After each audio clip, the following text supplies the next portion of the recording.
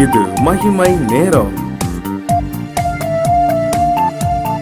கர்த்தரும் இரட்சகருமாகிய இயேசு கிறிஸ்துவின் நாமத்தினாலே மகிமை தொலைக்காட்சி நேயர்களுக்கு என்னுடைய காலை வணக்கத்தை தெரிவித்துக் கொள்கிறேன். மீண்டுமாக இந்த மாதத்திலும் ஆண்டவருடைய வார்த்தையை உங்களோடு அறிவிப்பதிலே நான் மகிழ்ச்சி அடைகிறேன். எனக்கு இந்த நல்ல வாய்ப்பை கொடுத்த ஆண்டவருக்கு நன்றி செலுத்துகிறேன்.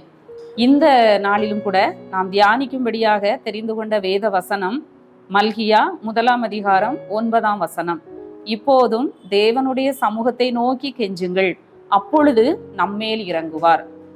தேவனுடைய சமூகத்தை நோக்கி கெஞ்சுங்கள், அப்பொழுது நம்மேல் இறங்குவார். நம்முடைய ஆண்டவர் இரக்கமும் மன உருக்கமும் நீடிய சாந்தமும் மிகுந்த கிருபையும் உள்ள தேவன். ஆண்டவர் இரக்கமுள்ள தேவன் என்று சொல்லி நாம் பார்க்கிறோம். தேவனுடைய சமூகத்தை நோக்கி கெஞ்சுங்கள். எப்பொழுது ஆண்டவருடைய இரக்கம் நமக்கு கிடைக்கும்? அவருடைய சமூகத்தை நோக்கி நாம் கெஞ்சி ஜெபிக்கிற பொழுது ஆண்டவர் நம்மேல் இறங்குகிற தேவனாக இருக்கிறார்.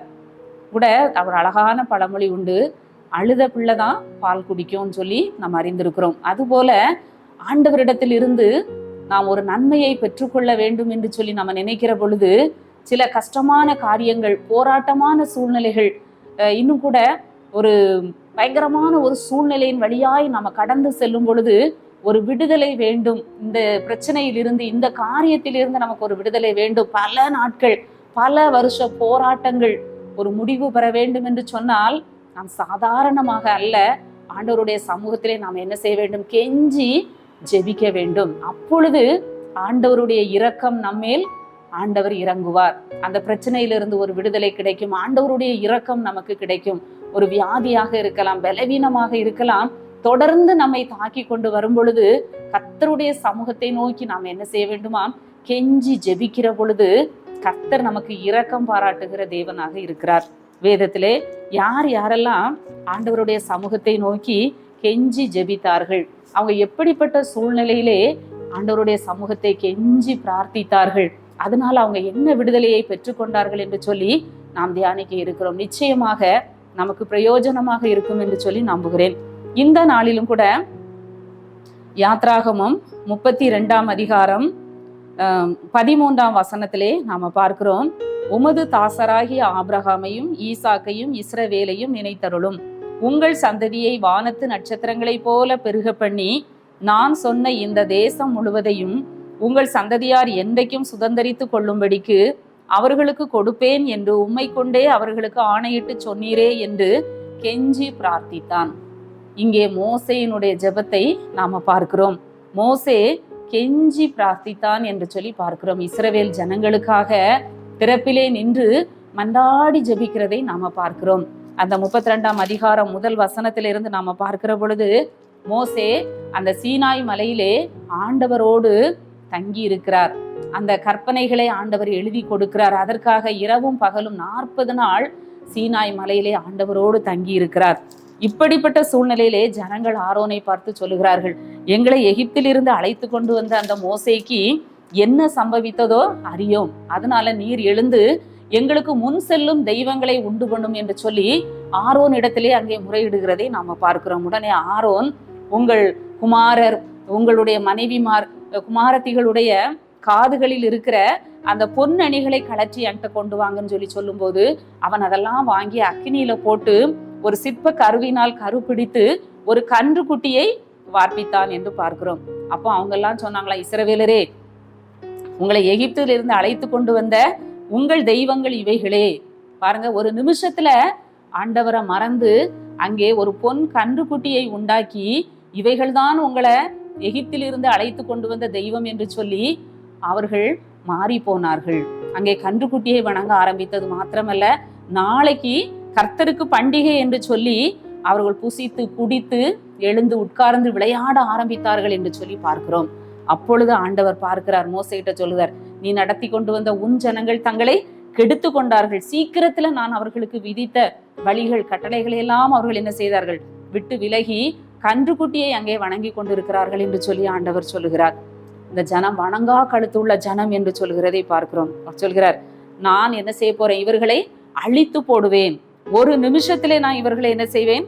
அழித்து போடுவேன். நீ என்னை விட்டு விடு, உன்னை ஒரு பெரிய ஜாதியாக்குவேன் என்று சொல்லி ஆண்டவர் மோசேயிடம் சொல்லுகிறார். அப்பொழுதுதான் மோசே இஸ்ரவேல் ஜனங்களுக்காக ஆண்டவரிடத்திலே கெஞ்சி பிரார்த்தனை பண்ணுகிறதை நாம பார்க்கிறோம். ஆண்டவரே, மகாபலத்தினாலும் வல்லமையுள்ள கரத்தினாலும் ஓங்கிய புயத்தினாலும் நீர் இந்த ஜனங்களை எகிப்திலிருந்து அழைத்து கொண்டு வந்தீர். இப்பொழுது உம்முடைய கோபம் பற்றி எரிகிறது என்ன? பூமியிலே இவர்களை நீர் அழித்து போட்டால் மற்ற மக்கள் என்ன சொல்லுவார்கள்? ஆண்டவரே, நீர் செய்ய நினைத்த தீங்கை செய்யாதபடிக்கு அவர்கள் மேல் பரிதாபம் கொள்ளும். உமது தாசராகிய ஆபிரகாம், ஈசாக்கு, யாக்கோபு அவர்களை நீர் நினைத்தருளும். அவர்களோடு பண்ணின உடன்படிக்கையை நீர் நினைத்தருளும். உங்கள் சந்ததியை வானத்து நட்சத்திரங்களை போல கடற்கரை மணலை போல பெருக பண்ணுவேன் என்று சொன்னீரே அப்படின்னு சொல்லி அவர் என்ன செய்கிறார்? கெஞ்சி பிரார்த்திக்கிறார். ஆண்டவருடைய சமூகத்தில் நடந்தது என்ன?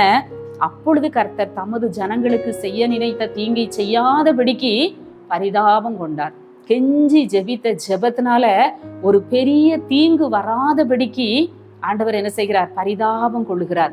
இஸ்ரவேல் ஜனங்கள் மேல் தீங்கு வராதபடி ஆண்டவர் என்ன செய்கிறார்? பரிதாபம் கொள்ளுகிறார். அந்த தீங்கை செய்யாதபடிக்கு மனம் மாறுகிறதை பார்க்கிறோம். நாமும் கூட நம்முடைய வாழ்க்கையில இந்த ஜெபம் தேவை. நம்முடைய குடும்பத்தில் உள்ளவர்களாக இருக்கலாம்.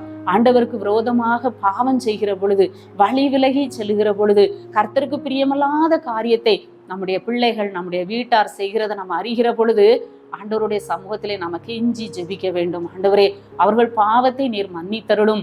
ஆண்டவரே, நீர் அவர்கள் பாவத்தை மன்னியும், எந்த தீங்கும் வராதபடி காத்து கொள்ளும் என்று சொல்லி மன்றாடி ஜெபித்தது போல, கெஞ்சி ஜெபித்தது போல நாமும் ஜெபிக்க வேண்டும். நம்முடைய தேசத்திலே நடக்கிற எல்லா கொடிய பாவங்களை நாம பார்க்கிறோம். எவ்வளவு கொடிதான காரியங்கள் நடக்கிறது. கடுமையான பாலியல் பலாத்காரங்கள், வன்முறைகள், போதை பொருட்கள், இன்னும் பயங்கரமான காரியங்கள் தேசத்திலே நடக்கிறதை நாம் தினந்தோறும் கேள்விப்படுகிறோம். ஆண்டவர் அழிக்காதபடி, தேசத்தை அழிக்காதபடி நாம் திறப்பிலே நின்று ஆண்டவருடைய சமூகத்திலே கெஞ்சி ஜெபிக்க வேண்டும். தேசத்திற்காக, அழிந்து போகிற ஆத்துமாக்களுக்காக மோசே மன்றாடினது போல, தேவ சமூகத்திலே கெஞ்சி பிரார்த்தித்தது போல நாமும் நம்முடைய குடும்பத்தில் உள்ளவர்களுக்காக, தவறு செய்கிற மக்களுக்காக, வழி விலகி செல்கிற மக்களுக்காக, ஆண்டவரை விட்டு தூரமாய் போகிற மக்களுக்காக நாம் திறப்பிலே நின்று நாம் கெஞ்சி ஜெபிக்கிற பொழுது ஆண்டவர் தாம் செய்ய நினைத்த தீங்கை செய்யாதபடிக்கு அவர் பரிதாபம் கொள்ளுவார் என்று சொல்லி நாம பார்க்கிறோம். நம்முடைய வாழ்க்கையிலும் இப்படிப்பட்ட ஜெபம் நமக்கு தேவை. அந்த மோசே ஜெபித்தது போல நாமும் தேசத்திற்காக, மற்றவர்களுக்காக, அழிந்து போகிற ஆத்துமாக்களுக்காக, நம்ம குடும்பத்தில் உள்ள மக்களுக்காக, நாம் நம்முடைய பிள்ளைகளுக்காக நாம் ஜெபிக்க வேண்டியது நம்முடைய கடமை. இந்த காலை வேளையிலும் கூட நாமும் கர்த்தருடைய முகத்தை நோக்கி பார்த்து ஜெபிப்போம்.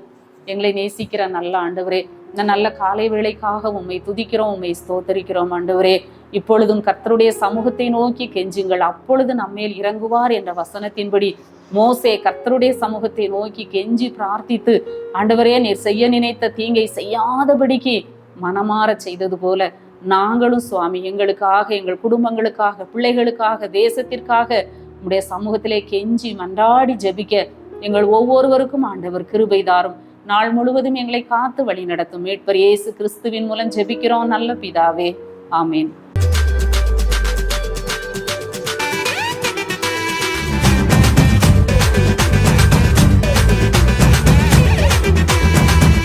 மகிமை மகிமை